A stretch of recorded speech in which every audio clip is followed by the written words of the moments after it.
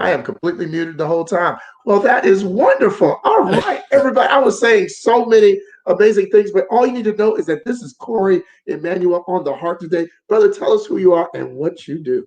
Thank you so much for having me, Byron. Yeah, my name is Corey Emanuel. I am a media psychologist and a writer producer based here in Los Angeles, and it's excited to have this opportunity to speak with you and your audience tonight. Thank you so much for that. And thank you for being able to let me know about my muted. That never happens. This is hilarious. Well, you just got to roll with the punches in showbiz. Let's go for it. Well, tell us a little bit more about what you do and how you do it. What is it that you do on a day-to-day basis? For sure. So, I tell people, they say, well, I've heard of psychologists and clinical psychologists and all of these things, but I've never heard of a media psychologist. So really simple, a media psychologist is someone who really looks closely at how mass media impacts our behavior, specifically our attitudes and our behaviors.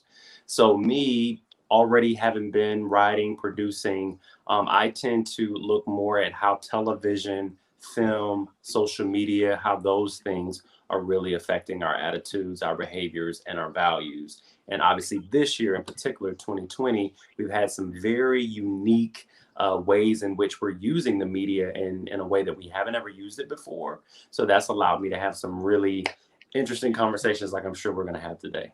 I can imagine. Man, oh man, that is the truth. I'm looking forward to diving into a lot of those good topics. Let's bring in our brother Rodney. Brother Rodney, welcome in. What's up, fellas? Good to see you. Got hat game going today. Yeah. I love it. Hat game. I knew I had to be ready with both of you. I just knew I had to step it up if I was going to do this with you. Rodney, go ahead and tell us a little bit about what you do and how you do it, my brother. All right, cool. My name is Rodney Robertson. I'm a relationship coach. I help singles and couples to discover their relationship skills and win at relationships. I do this through private coaching, group sessions, etc. I just try to keep things simple so that when they leave my presence or leave my session, they have the tools they need to win. And I've been doing this now for 25 plus years. Thank you so much for that, my man. And look, you really have been doing it a long time, but you were doing something before that. What was it that we should know that you were doing before that, or while you were doing that, but many years before as well? Oh, pastoring? There you go. Try to conveniently leave that out. Yeah. But yeah, I've been pastoring. I've been pastoring church for years. I've been preaching since I was 18. And I just discovered my purpose outside of the pulpit, and that I don't just have to be a preacher. I can have other gifts, which God has given me other gifts, and I can utilize those gifts to serve other people. So yeah. Well, thank you so much. You would that question, wouldn't you? Of course I would. I got accused of not using or saying that when I present myself as a former pastor. Yeah. So I definitely understand that. What is it that and then I'll move on. But what is it that causes you to maybe leave that out in certain conversations? I generally leave it out because I want people to receive me for who I am. Sometimes when you say you're a pastor or you whatever, people tend to walk on eggshells, and I don't want them to do that. I want them to be themselves, relaxed, because I'm gonna be relaxed and I'm gonna be me. And so I think I get a better response if they find out later, like, oh, well, I didn't know that. Yeah, I'll do that. But so that's why. I get it. I appreciate that. Are you still currently in Baton Rouge? Yes, they're currently in Baton Rouge. Yes. And Corey, you are currently still in LA? Yes, I'm in Los Angeles. Awesome. How are things with COVID and your current occupations? Corey, you can start off. How is it affecting you out there in LA? Sure. I was already doing a lot of consulting work before the pandemic hit. So that, Zoom and Google Meets, we were already very closely acquainted. Yes. So that's been a blessing. But, in terms of creativity and productions, that has completely been off the table this month. Thankfully, opportunities like this exist where folks like you, who have talk shows, we can continue to have really engaging conversations like this. But I'm looking forward to a post-COVID lifestyle once again. Right. Yeah. You and me both, brother. Oh my God. What about for you, Rodney? For me, it's been pretty much the same because I was already doing virtual, sessions and things like that. I don't think different now. I don't have that one-on-one or face-to-face contact with people like I normally like to. But my clients were able to shift along with the shift in the pandemic, so that was a good thing. That's awesome. Well, I have been knowing you a while, Rodney. So I will say this. Watching your journey, you have done a lot of things and maybe been able to try quite a few things throughout your journey. What is it about you that allows you to be willing to step into things that are new? Because many people get stuck in 1 to 3 things in their lifetime. What is it about you that you're willing to try new things? I'm not afraid to fail because I understand that failing is a part of the process of becoming better. And so many times people are afraid to do new things because they are afraid to fail. And at the end of the day, failing is not the end all. It's a part of the process. And so that's why I'm not afraid to fail. If I fail, if I make mistakes, I learn from it and I do better. So love that. It keeps me motivated. That's a beautiful thing. I absolutely wholeheartedly agree because failure is one of those things that we look at because we went to school and they say you got a failing grade. Right. Doesn't mean you didn't learn anything, right? It just means you didn't pass that particular exam to the standard that they wanted. But ultimately, if you learned something, did you really fail? And that is the point of life. Life is much bigger than A's, B's, C's, and D's, right? Yes. And for you, hello, come on now. For you, Corey, as somebody who I'm watching your journey here and seeing how polished everything is on your page and how clean everything comes across.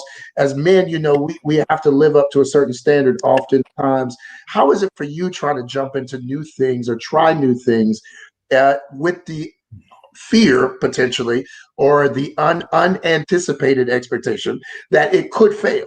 How are you willing to jump into some new things, if at all? Right. So this conversation we're having is so timely. Earlier today, I was having a conversation with a clinical psychologist, and we were just talking about imposter syndrome.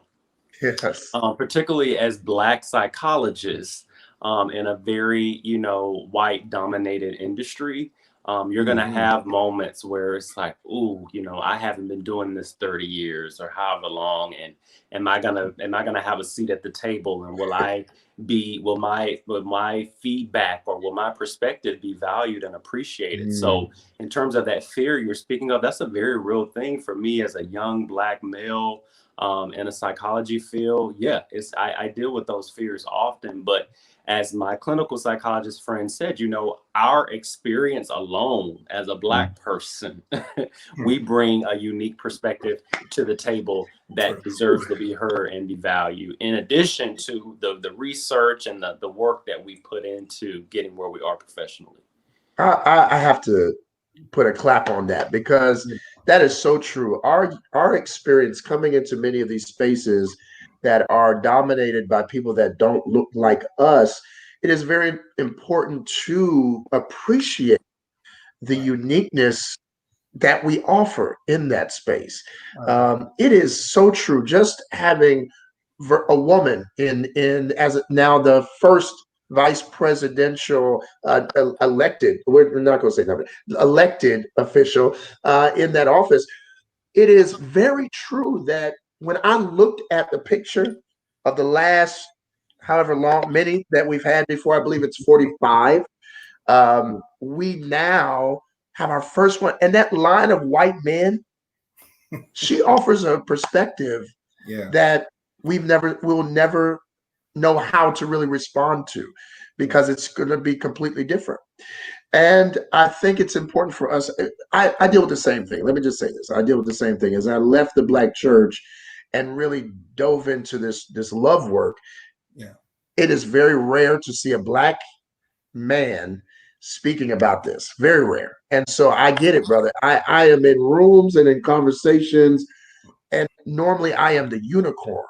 So it is slightly unnerving, but I do have that great appreciation for the ability to have a unique perspective in the conversation. So thank you for sharing that, because that's a great way to look at it for a lot of people who are going through that imposter syndrome. Corey, also, what ways, because this has touched me a little bit as from a male perspective. I had women on last week. So from a male perspective, how are men affected by social media versus women? Yeah, I think, this is the perfect triad to have this conversation. So a study came out a week or two ago that spoke, again, as we look at 2020 specifically, how more men are turning to porn right now to deal with the sense of physical isolation that so many of us are experiencing. And so that one has been very front and center for me because, again, I know it's a very real thing to feel loneliness, to feel anxious right now, and to be looking for a distraction. And so porn, is very much pervasive. Like it's easily accessible, it's free in many instances. And so it can definitely be a place where men can go to escape. So I know within that, though, I always like to preface it by saying porn as a tool for education or in terms of sexual arousal is not a bad tool. The problem is that many of us don't use it that way. And so to answer your question, when we get into the objectification of partners, or if we get into violence that we somehow see in the porn, and we begin to use that in our sexual encounter, that's when it becomes problematic. All right, so we got to be careful with the porn that has the whips and the chains and the choking and all that. I got you. And everybody, just be very clear. Corey also said that Vaseline sales and lotion sales have risen. So check your stocks. I have not searched those numbers. I'll trust you on that. But there's a correlation, I'm sure. I need to go check my stocks on that. But I absolutely wholeheartedly agree. What are women doing? In conversely, what are women doing? Well, so of course that particular study looked just specifically at men, but I would say in the vein of objectification, right, which could very much be related to the porn use, as I just mentioned. Women are being affected as well when we just think about social comparison, right, on social media, and how they might compare themselves to someone who their partner deems as attractive or views as attractive. And then how does that then activate, low self-esteem in them? What are they then willing to do, change about themselves in order to bring some relationship satisfaction? What are they maybe perhaps coerced to do sexually? Because again, they're trying to satisfy their partner who may be watching porn, for example. So yeah, no one can sort of escape how these things are being used as tools. Well, I have to agree with that, because there are so many people who are experiencing that, excuse me, COVID weight. I put on a couple of them myself and had to do my own detox to make sure I had to maintain some things. You know what I mean? I put in too much work at the top of this year. So I can imagine men are also dealing with how they look as well, especially those men who are used to going to the gym on a consistent basis. Yep. Coach Rod, for you, have you seen any differences in the relationships that men are having with their significant others during this time of COVID? Yeah, one of the things that I'm noticing is that they're having a challenge with being intimate. Because many times men are visual and we are aroused by what we see. However, you can be visually stimulated and still not operate or move into intimacy. And so a lot of men have the challenge with being intimate with their partner, being able to see into them, being able to be vulnerable. And that's one thing I try to challenge men to do is it's okay to be vulnerable with the right person. You gotta make sure you're the right person. So that's the challenge that I've seen among men is the intimacy area and being able to be vulnerable with their partner at a given time. And I think it's very important, because if you're going to have a growing relationship, you got to be able to be vulnerable with one another, because you're not going to be able to move forward in the relationship if one person is being vulnerable and the other person has a guard up. That is so true. How do you get that guard down? What's a good first step that someone can take to get that guard down? Oh, the first thing is to recognize it's there. Number one. Number two is to find out why is it there. Who violated your trust? Because most often when a wall is up, it's because the trust has been violated or broken. And so we cannot identify why your trust was violated. You cannot properly lower your guard down to allow someone to love you where you at. That's a solid answer right there. I mean, that's you verbatim would have said what I would have said. That's spot on. Corey, what about you? What would you add or amen to that? Yeah, you know, what comes up for me, you know, a lot of times I will talk to people about, you know, them saying, you know, what they're inundated with when they go on social media, and what that can trigger for them. And so what I tell people, we all have the opportunity to carefully curate and craft what our timelines look like, right? Right. You know, I'm someone who I'm inundated with a lot of quotes. You know, if it has something to do with, you know, self-improvement, personal growth, that's what I'm being hit with a lot on social media. And a lot of that is coming from the algorithm of what I'm liking and what I'm sharing and what I'm saving. So if you're someone who, like Rodney's talking about, where you know intimacy is an issue for you, then what are you doing to work through that? And you can't underestimate the power of social media, where you may be spending, if you look at your screen time, hours per day.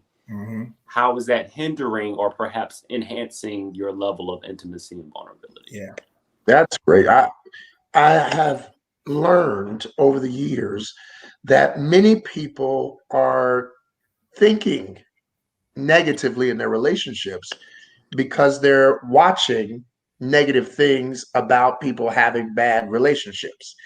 And they end up taking on this Housewives of Atlanta approach. I'll never forget, I had a client, she literally told me when I helped her put the pieces together, she was like, I did say a line from Housewives of Atlanta to my husband.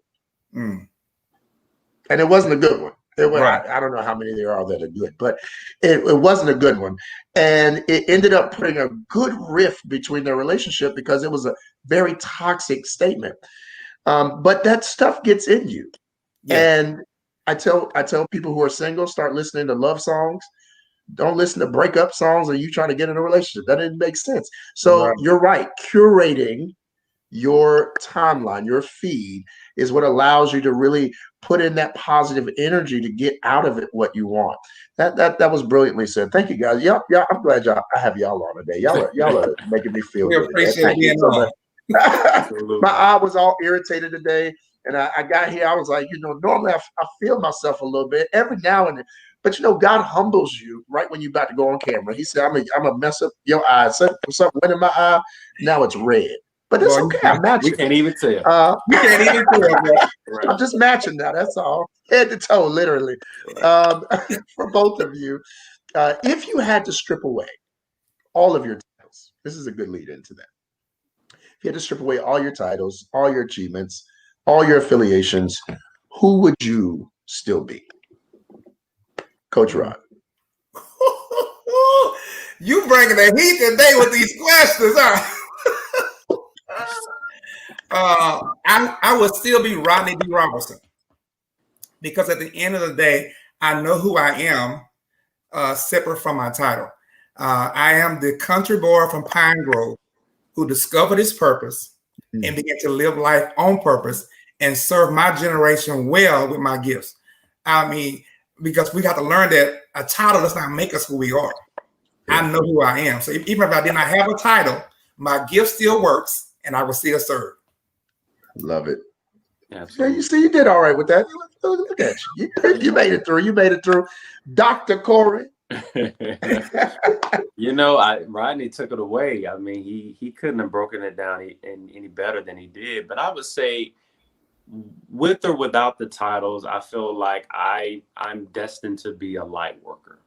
You know, and I think the titles have enabled me to perhaps be seen in a way that maybe I wouldn't have before. But I feel like my light, the light that God has placed down the inside of me, shines so bright that it still would have put me in those rooms regardless, you know. But the titles and the work that we do, obviously that makes us more credible and we have the information to be able to speak to where people are. But I would say at the end of the day that I would still be a light worker. I love that. I love light worker. That's really good. I would say I am a messenger of love. That is what I always will be. I've always been pastoring, not pastoring, in politics and entertainment, whatever what field I was in, have been in. It has always been love that has been my undergirding focus and passion. So that's me. I figured I would share that with y'all since y'all put your hearts out there a little bit. So we all have people that love us and know us beyond those titles. The people that influence us and appreciate us. Who are the 3 people in your life who you appreciate and have influenced you the most? Corey, you want to start off? Sure. So that's a pretty easy one for me. So it would be my mother and my 2 grandmothers, one of which has passed on now. She's gone on, but I carry those 3 women with me everywhere I go. I hear their voices sometimes when I wish I didn't hear their voices.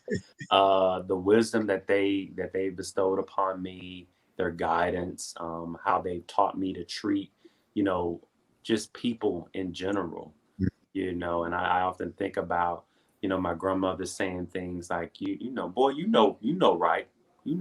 What's right.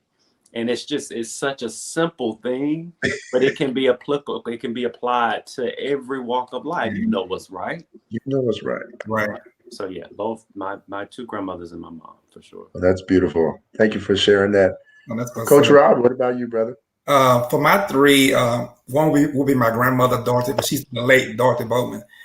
She was the one that named me. I mean, I have the name Rodney because she named me.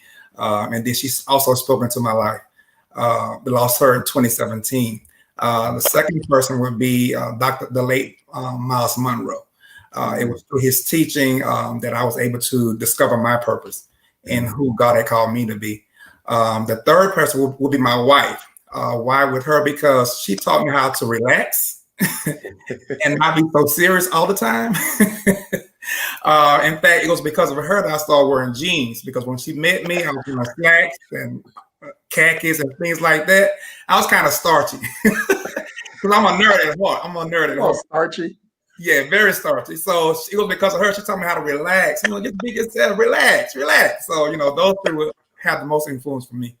I love that. Thank you for sharing, guys. Like that's and apologies for your loss here. I understand how it is to lose those you love, and I am just glad that their influence left such an indelible mark on you and allowed your light to really shine brighter. I can see both of you definitely shining bright, especially with the lighting that Corey has. It's amazing. Right, I'm jealous. I'm like, I need a light over here.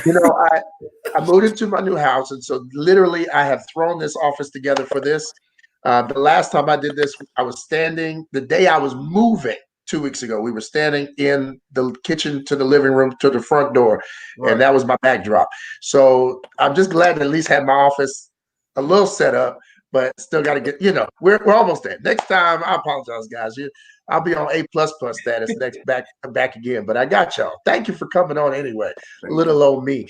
For both of you, there are things like behind me right now.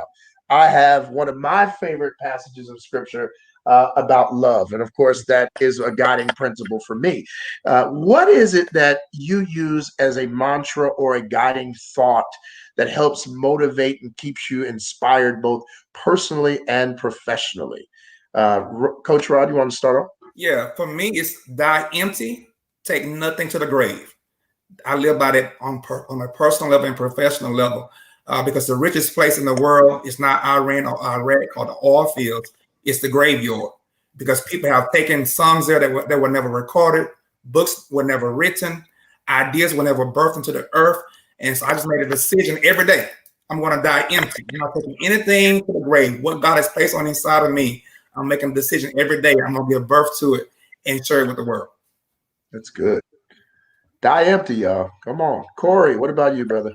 Jeremiah, I know the plans I have for you to give you hope and a future. That is for sure such a beacon of scripture passage for me as I move throughout life, because we're going to have days and weeks and a year like 2020 where it's like, what do I really kind of hang my faith on, God? You know, it's looking rough, but yes, we know as a people that we have been brought through so many dark times. Our ancestors have made it through so many humps, and we're going to make it too. So, yeah.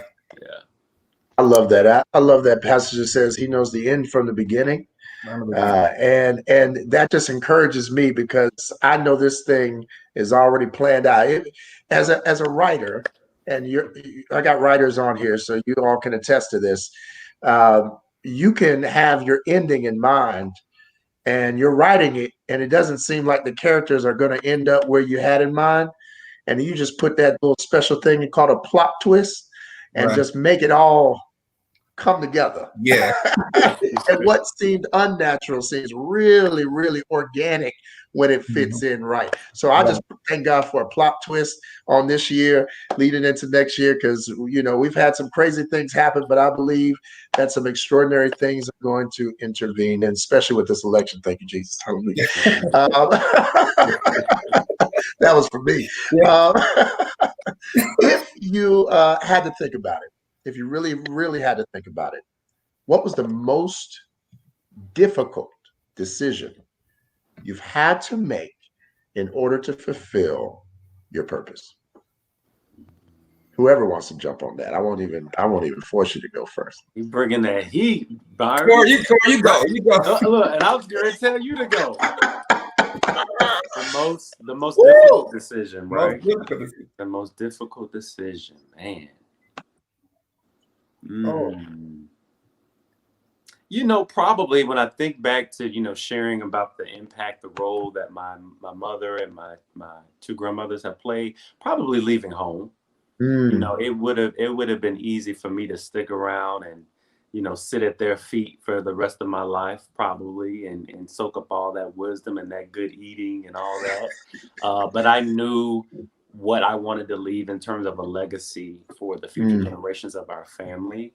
And I just felt like I had to sort of spread my wings in order to love that. But yeah, leaving home, that was a hard one in terms of who I was leaving behind. Good answer. I like that. Leaving home. But yeah, I've left home so many times and had to keep coming back. I just kept trying new things. Rodney, what about you, brother? For me, it was taking a chance on me. That was a hard decision for me because I was used to being a support system for everyone, being everyone's cheerleader, encouraging them, motivating them, and that I had subconsciously programmed myself to put myself behind, or put my dreams on hold. And so I had to, for me, that was a hard decision for me, was to take a chance on me. And, you know, I mean, I've gotten the results or the fruit from that decision, but that was a hard decision for me initially, was to take a chance on me. What for both of you as a follow-up to that was a guiding thing that you saw, something that you saw, because you always have to see something ahead in order to make those moves, in order to make those decisions, because it's really easy as creatures of comfort. It's really easy to stay in something. So what was it that you saw ahead that motivated you to launch out? You know, I can say with me leaving family, God always set up provision. I always had extended family no matter where I went, almost immediately. Like, it would be scary at times to be like, God is like, I got you. Like, you got a good group of people that you can trust and that you can support one another. And so that was always just sort of the affirmation that, yeah, it was okay for you to spread your wings. I'm gonna hold you down. I'm gonna plant people in your life that are gonna carry those same nuggets of wisdom that you got from your birth family. So that has been a blessing for me. I love that. I love that. Use that wisdom. I love it. Rodney, what about you, brother? For me, it was the vision that God had for my life that was set before me. I constantly moved toward the vision. I knew what the purpose was, and I moved toward the vision. It was January 6, 2012, when I stepped out as a full-time entrepreneur. Like, I'm gonna do this. I'm taking a chance on me. I'm gonna do this. But what kept me motivated was the vision for that. Because we're gonna encounter obstacles and opposition when we're pursuing our dreams. But it's what we see before us that give us the motivation that we need to keep moving ahead. So it was the vision that God had for my life that kept me motivated to move forward. I love that. Well, I can attest. I think this is why it turned out not to be a Corey or a Rodney, because for me, what motivated me was I can do better than that last mistake. And what reminded me was seeing people that I respected who were able to overcome great challenges and failures and make extraordinary comebacks. I'm one of those kids that grew up with Bible stories, so I love a good comeback story in the Bible. And I believed that every setback was really just an opportunity for a divine comeback. That's really what, if I had a guiding thought, that was always it. And I said, okay, no matter how hard I fell here, that had to mean that there was a bigger launch for the next thing, like a trampoline. If it came down harder, I got to go up even higher. So that's just what led me to believe that.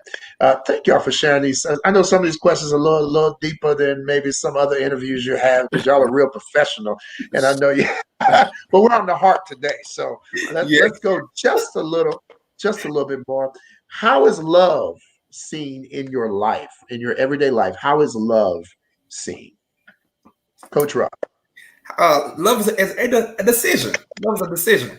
Love is seen as a decision. Every day I make a decision to show up. Love my wife, love the people in my life, my family, my friends. Love is a decision. It's not goosebumps and it's beyond all that. It's a decision. I'm making decisions to love you, and not just love you from my love language, but love you from your love language. I like that. What about you, Corey? For me, it's just to be completely transparent. It's been learning to receive and allow the love that is very easy for me to give out and share out. I think some of it is me as an only child. Like, it was always just sort of easy for me to love on the people that came around me. They were fill-in siblings, but for whatever reason, and I'm going through some of that as I learn about myself and learn self-love and things of that nature, is just learning how to be loved and receive love. And that continues to be an evolution for me. I love that. I appreciate your transparency on that, because a lot of people are going through that, whether they agree with it or not. I'm an only child as well, so I can definitely attest to that reality. And being an adopted child, I can understand the reality of knowing that love can find you and embrace you where you are. But often we don't know how to, number one, receive it in a full way, but also, number two, show it back to ourselves. One of the fun exercises, I'll just share this with you real quick. One of the fun exercises I love to do with my clients is I just love to have them touch something that they love. So I'll make them like grab their phone or something, because everybody loves their phone. So especially iPhone users. I mean, my God, they might as well just call this Jesus Christ. All right. So I have them touch it. And I say, when you touch it, you tap on it, you're showing it love, you're giving it attention, time. And then I just have them start just touching on themselves. Because how often do we really do that? How often do we really see that? We so easily can see the love in everything else that we love, but we don't really just take time to just stop and hold your own wrist. Just do that for 2 seconds. Just hold your wrist. Just feel that. Just feel that. Like, this is you. This is you. How often do you just grab yourself? I mean, I know we were talking about the Vaseline earlier, but I'm talking about like really, really, like in a loving, non-sexual way, just really showing yourself some love. We don't do that. And that simple activity, whenever you just need to remember that you are more precious than that phone, it's like, just grab it. Just see how much worth is in this thing when you touch that. So thank you for those. That's really, really powerful that you were able to share that. Somebody needed to hear that. And thank you, Rod, for explaining that it is very important to choose love each day, because it is literally all around you to choose. Right. What's the hardest part of being a man? I want to give you a minute, Corey, to go in on that. What's the hardest part of being a man? He bringing it today. So some of the work that I do, with just working with other men and my brothers and family even, is, we have to look at where the traditional masculine norms show up in our life and how they are affecting how we show up. Some of the things that we've talked about today, when we think about just our relationships with the people that we date, they could be family dynamics, mother, son, father, daughter, but really looking at, how are having certain beliefs that we were socialized to have when we were a kid, for example, not crying, big boys don't cry, boys don't cry. If you cry, you're a sissy, all of those things. How does that then affect intimacy? As Coach Rod was saying earlier, now that I'm in my 30s, I'm ready to get married, but I don't know a thing about intimacy because I've been suppressing that since one particular moment as a child when I went to some adult and cried and they told me to suck it up, and so I say the hardest part about being a man for me has been having to sort of learn for the first time what that means for me and not what society tells me that should look like. Ooh, that is so powerful. That was good. Wow. That's, I think, just big for many reasons. One of them in that is prevailing thought for me because I know that my parents had no issues with me exposing feelings and things of that nature, but that didn't mean that society wasn't working against that avidly, like every day, like at school and even at church. The pastor was considered a strong authoritative figure, and the church mothers were the ones that could cry and weep on the floor. And if a man ever did that, it was like, oh my God, the deacon is crying. He had one tear roll down, and that was the whole part of it. There was no like emotion in his face. That level of, I really have to say now that we're more cognizant of the freedom of gender and masculinity versus femininity. I think now the audacity of that, it really left a lot of people broken. And often, like in your instance where you're saying not knowing how to really be intimate, it's crazy because we actually do, but just not towards each other. We are intimate with things all the time. And it's learning how to translate those skills towards inanimate objects oftentimes. People who name their cars and people, they got Becky's and Betsy's and Panthers and Black Panthers, like all kind of names, but they cherish it. They love that thing. They get a new motorcycle, they're having a midlife crisis, get a new motorcycle, whatever it is. Learning how to translate those skills back into another human being as opposed to something that can't speak, touch, feel you back. That's true. So it's always my advice about that. Thank you for that, because these questions are some that I strategically asked for you guys, because I don't often get amazing men on like this all the time. So I wanted to make sure I got some solid answers for my viewers to be able to have something to reference back. And you all are doing an amazing job. So thank you for that. I want to also ask for those who are stuck in the house, especially if we go into another quarantine, another lockdown, I should say. What could you recommend to someone to read that has changed your life? Coach Rod. I would recommend The 5 Love Languages. That's a great book, and Discovering Purpose by Miles Monroe. Those I think are phenomenal books. I refer to them often. It's important that you discover your purpose, find out why you were born, and then learn how to speak the love language to your family, friends, and your partner, so you can be able to reach them where they at. Awesome. Love that, brother. What about you, Corey? One for sure I would recommend, and this is both for your male and female listeners, is there's a book called The Will to Change. It's a book by Bell Hooks, and she talks about men, love, and masculinity. So it's a way for men to understand themselves and how they've been socialized throughout their life to love and show up, but also how women can look at themselves in response to the men that they choose or, maybe dating or even married to. But also to piggyback off Coach Rod too, it's not a book, but a quiz that I encourage anybody I come across to take. And you can go to Google and just type in attachment styles quiz. Okay. I really encourage people to understand their attachment style and how that shows up in your romantic relationships.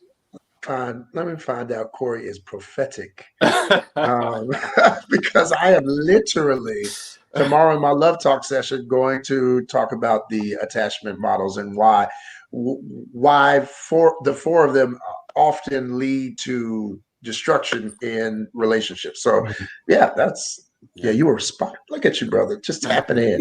Tap in. I love it. Yeah, guys, like for the fact, I need to bring out this, Corey, because women, I got my brothers on, but women do often perpetuate many of the faulty norms that we have. They don't mean any harm oftentimes. It's just what they were taught.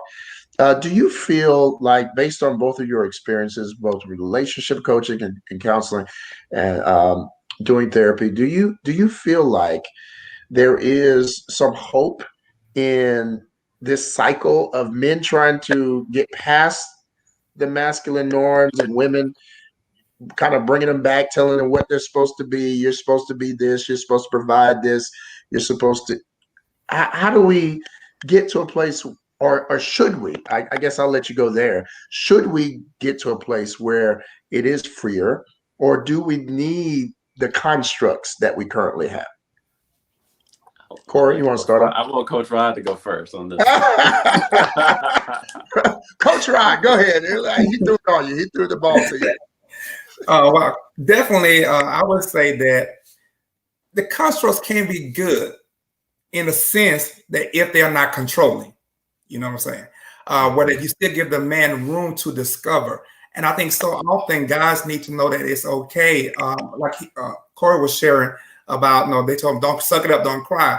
I had the same story when I was a kid. My grandfather had passed away, my mom's dad, and I was crying, and my dad said, suck it up. Your mom don't need to see you crying. You got to be strong for her. And I'm like, but he's my grandpa. You know what I'm saying? I'm like, so I had to learn when I got older that it was okay to express myself. It was okay to show emotion. It was okay to even take care of me, to love me. So I think we need to encourage men to be themselves. I had to learn that I don't need to be the hero all the time. It's okay from time to time to be Clark Kent. You know what I'm saying? So many times they want us to be the hero and come in and save everybody and do everything. But at some point, even Superman needed a break. And so I think it's very important that though the constructs can be there, leave them open where the men can still discover and be themselves in that environment also, and in relationships. That's good. What yeah, about for you, Corey? I agree 1000%. I think you can use some of the, because there's this sort of misconception that if I talk about traditional masculinity, then I'm immediately talking about toxic masculinity. Right. And those two things aren't the same thing. I think you can use, like Coach Rod said, the constructs of traditional masculinity to have some really important conversations.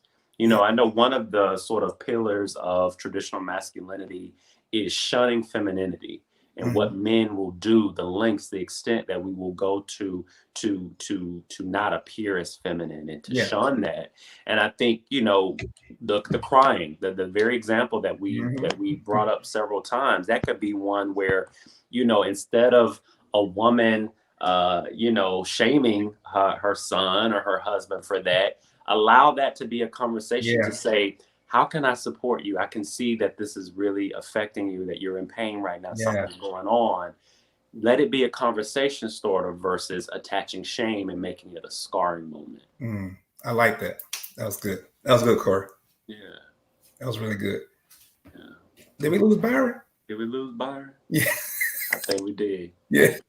At least he had a good thumbnail finish, right? Right. He got a good feel moment right there. Right. But yeah, that was a great point too. That it's very important that instead of shaming, ask them how can you support them. So that was very good. There he is. He's back. He's back. I'm back. Y'all had it down. Y'all had it down. I was right here. I was right here all along. No, I definitely agree. And I appreciate you offering that, because for a lot of people who are in situations where they are have women who say the word traditional masculinity, it does often come off as toxic, but it doesn't have to be. Right. I say, just like with the church, there are some traditions that aren't necessarily something that we need, but they can be a guidepost to things to help give order. In home, yes, you can say, okay, the man will do the lawn and the woman will take care of the clothes. That's fine. But if you have a man that happens to want to do laundry and the woman doesn't mind getting out and mowing some lawns, then there's really no issue there.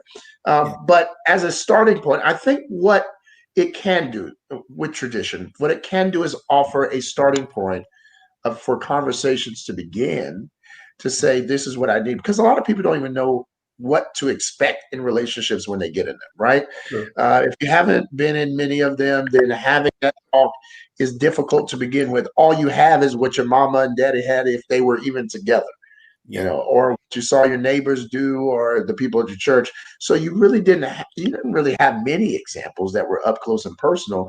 And really having an opportunity to define that for yourself, the starting point can happen under the confines of traditional relationships. That's kind of how I look at it. But I appreciate everybody's perspective on that. I love that we can see both, and that it doesn't have to just be one perspective. It can be all of the above. So right. What's up, brother? I said those were good points. Byron, now you mentioned, you kind of threw this in there, and I want to ask you, you say you were adopted. I didn't know you were adopted. Yes, I was adopted at the tender age of 6 months. Oh, wow. I was actually in a nunnery, and my mom said I winked at her. I think it's this eye that's red right now. She said I winked at her, and that's how she knew I was the one. Okay. So I've always had that spiritual, I call it my own lineage, even if I don't know where I come from. I still feel like I have a spiritual lineage that really guides the work I do now. So yeah, definitely adopted. Definitely, this is why I'm going to talk tomorrow about the attachment styles, because abandonment is one of those things that influences relationships. And knowing how your abandonment triggers show up is a good way, even if you haven't addressed them, knowing them is a good way to be able to curve some of the negative outcomes that happen when you are affected by them. That's true. So how did you overcome the need of belonging? Like, you need to belong, because I've talked to many people that were adopted. It's like, I don't feel like I belong. I don't feel like I belong. So how did you overcome it? So the reason why I've overcome that now is because I used to, this is what I used to do. I'm gonna tell you really easy. I used to call myself number 2 all the time. I used to be under pastor, serving in a capacity. Many times people wanted to hear me preach more than I didn't want to jump into all that. Yeah. I never had any issue serving and being attached to someone else's vision. Okay. And that's how I stayed under the radar and dealt with it that way, but I really didn't deal with it, right? Yeah. I lived under someone else's vision. What helped me overcome it, because that was kind of placating it. So what helped me really overcome it was stepping into my own light, stepping into my own vision, being comfortable at my own table, and saying, by creating something for myself, I'll see how many people want to come and join me. Yeah. And that took quite a bit of work, but it starts with the self-love piece that I've been teaching now for the last few months, really heavy on self-love, because self-love is fundamental. I'm saying now more than ever that self-love is your greatest love story. Sure. And I've learned that. You know, I love talking about my parents. My adopted parents are amazing. The love that they showed me and continue to show me, thank God they're still with me, still continue to show me. My friends, adopted friends, that I've adopted into my life and made family. all of them are amazing, but the only person that will be with you your entire life is you. And learning to love you is your greatest achievement. Yeah. Period. And that's not a question mark. It is your greatest achievement. If you can really learn to love yourself, you have accomplished more than most people on the planet. So greatest story ever told is your own, and loving yourself. So that's all of that, all that work, learning to be okay with me, learning to be okay with my name, my identity, my voice, my hands, my eye, being okay with all of it and walking that out. That's how I overcame it. That's good, man. Love that. Good question. Yeah. Thanks for sharing that. No, absolutely. I'm here. We all on together, brother. It's the heart. It's not just your hearts, it's mine too. So I'm here for it. Giving y'all a wrap up so you can go on with your night. And thank you for giving so much wisdom and information to everybody who's watching and those who will watch it back. But what is an area in your life that needs some attention right now? As two men who are doing amazing things, and probably if you're anything like I feel like you are, having talked to you a little bit here, slightly perfectionist, slightly into making sure everything is pretty much tight in every area of life as possible, managing it. Yes. What area of your life right now needs some attention that if you could really identify it, you would just say, yeah, that's it? Coach Rod? Rest. For me, it's rest. Knowing when to just stop, and rest, like for real. So yeah, since you were trying to read us on here and everything. So yeah, quite perfectionist. Not at all. Not at all. It's gonna be rest. I need to learn how to rest more. I mean, that's a big thing for me. I'm always working. And I need to, even when I'm supposed to be relaxing, I be working. It's like I get, I don't know. I need to learn how to relax and just chill. Yes, I get it, brother. I'm there with you. Trust me. I will be up early and down late. So yes, I'm here with you. Corey, what about you, boss? Yeah, very similar vein. I got tested for COVID the other day, and then tomorrow I will leave and go visit my family down south for about 2 weeks. And that is one of the only ways I gotta do better, I must admit, but that's one of the realest ways I get to sort of decompress and relax is when I go home and not feel a sense to constantly be on and working on the next project or whatnot. Yeah. So I'm like Coach Rod, I'm looking forward to some time to be loved on and let somebody, love on me for a little bit, for a couple of weeks. So healthy. I promise you that is, oh man, self-love. Boy, I tell you, if you can give it to yourself, you deserve it. We think that achievement is the self-love. We often think that the new accomplishment is the self-love, but really that what you just said, that is bigger. I promise you, that's the missing Lego piece for a lot of self-love stuff. When we do that more consistently, we get that confidence. We say it's okay to put down achieving this right now because I'd rather rest and enjoy my family and the love they're going to show me. That's healthier long term than achieving these 10 things. I actually had on Miss Pasha the other day when I was just getting the house together and the movers were moving in while we were doing the show. She said that she's now a multi-millionaire, multi-entrepreneur, and she created all these amazing brands and things that she did. And she said, when I asked her, what was the one thing that you could say to your younger self? She would say, enjoy the life that you have. And the only way to do that is to slow down and appreciate it. Yeah. Sure. Like when you accomplish something, take a week and say thank you and just sit on it, and just let it soak in. I get that. Let it soak. Brothers, I don't know if it's like this, but I have been like this. And I'm going into my heart moment now. I have done the same thing. When I accomplish something, I'm like, check mark, next thing, and it's not check mark. Yeah. You know, it's check mark, next thing, check mark, next thing, check mark. And that bouncing motion, I feel like one of the what's that game that nobody could ever beat in life with the little bird that you just had to keep getting through the tunnels and everything. You know what I'm talking about. That little one bird. Yeah. It's like Angry Bird, but it was a pixelated game. Anyway, I'm gonna look it up and I'm gonna let y'all know. Okay. But it was this little bird. All you had to do was just guide the bird through over stuff and under stuff. Mm-hmm. And you had to get from one level to the next, but the game never really ended. Yeah. It just kept going and going. And I've learned, and you could never land. You just had to keep going over and going under.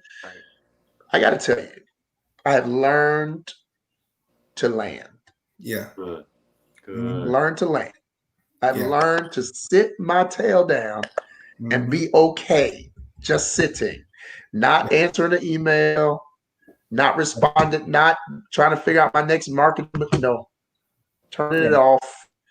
And I'm going to tell you, Corey, something probably Rodney knows because his wife probably told him a couple times, it will help your relationship to learn this lesson now. Right, Rodney? Yeah. Yes. I don't even have to know your stuff to know that. Right. But that's just real life right there. Last question, and we're done. It's a simple one-word question. And it's one that I love to ask now to my guests. And it's the reason why I like to ask this is because I feel like with your heart, it's very easy to forget certain things because you're just going through the motions. And I just want you to answer this. I feel the presence of God, which is love, when? Coach Rod. When I serve other people. Awesome. Dr. Corey. Dang, I can't steal Coach Rodney's count, I guess. That was so good.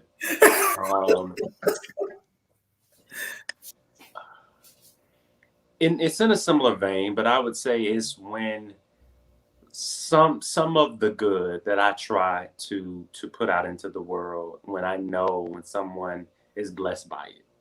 Yeah. It's like it completes that full circle moment. It's like, okay, God downloaded it into me. Mm-hmm. I used it and I put it back out, and somebody was touched or changed or transformed as a result of it. So I love it. So being a conduit. Yeah. I love that. I would say I feel the presence of God, which is love, when I'm able to have amazing conversations like this. That was the easy one, so I won't use that one. Actually, I want to say when I pause. When I pause and look at what is around me. Yeah. All is well. When I pause, look at what is around me. It's hard to complain when you just stop and pause and be like, but I got these books behind me. I got this desk behind me. I got a laptop in front of me. There are people living in cars. There are people who don't know how they're going to pay rent and mortgage. And I'm here and I'm okay. And when I just pause and look, that's when I feel. I like that. Pause. Yeah. Take it in. I like that. Pause and look. Because it's all around you. Love is literally, I'm looking at love on Corey's wall over there. I'm looking at love with your step and repeat, Coach Rod. There's love all in it because money paid for that. That was some love. Hello. Y'all have been amazing. Thank you so much for taking time. Coach Rod, Corey, you both, you put up with me being muted at the beginning. You dealt with my red eye, and you dealt with me getting pixelated out of here. I'm just telling you, y'all have been amazing. Y'all have endured a lot today. I look forward to talking to you offline too. But before you go, I want to make sure that you get an opportunity to tell the good people where they can find you, again, what you do. And Corey, starting with you. Sure. So again, Corey Emanuel, media psychologist. You can find me across all social media. Corey Emanuel, that's Facebook, Instagram, Twitter, and I look forward to engaging with all of you on one of those platforms. Cool. Thank you. Rodney D. Robertson. Rodney D. Robertson, relationship coach. You can find me on Instagram at Rodney D. Robertson. My website is rodneyrobertson.com. Look forward to connecting with you. Love it. Peace and blessings, gentlemen. And remember, everyone, you are worth the love you seek, so seek higher love. Be blessed. Talk to you soon. Later, Corey. Later, Byron. Take care.